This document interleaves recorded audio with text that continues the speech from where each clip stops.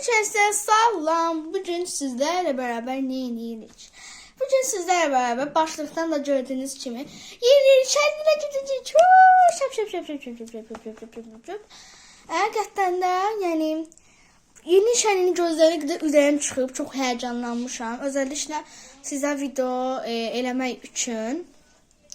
Dəhşət çox xəstəlik, yəni virus yayılıb, özünüzü qoruyun. Yəni mən sırf bu şənliyə getmək üçün özümü qorudum həqiqətən də.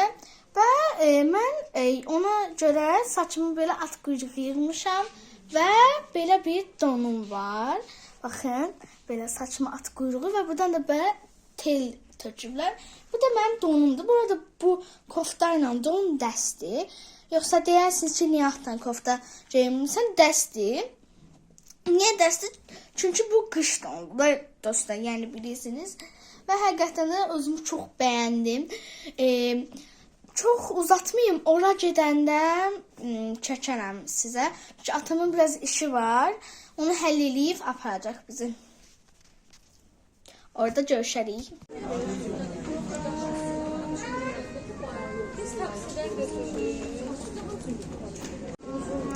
Və dostlar, burada da səs salmaq istədim.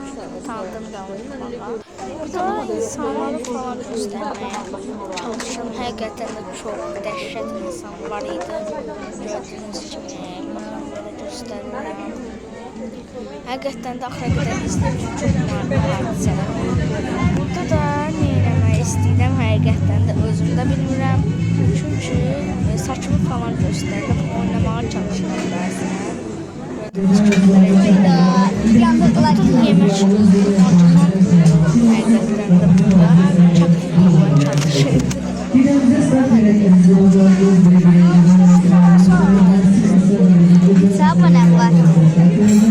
551.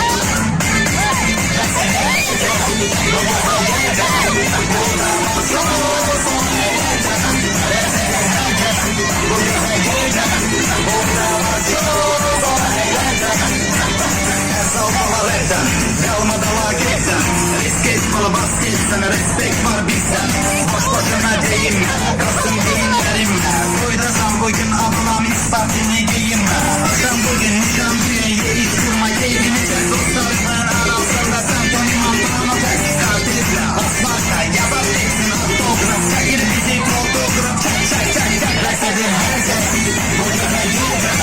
Burada olsa sana eğlenceli. Resedim herkes burada da yiyecek. Burada olsa sana eğlenceli. Aşktan sonra disco, getir mini disco. Tango, bala mambo, bala derde değil twiste go. Anlatınca dayanmaz, sipariş et yubanma.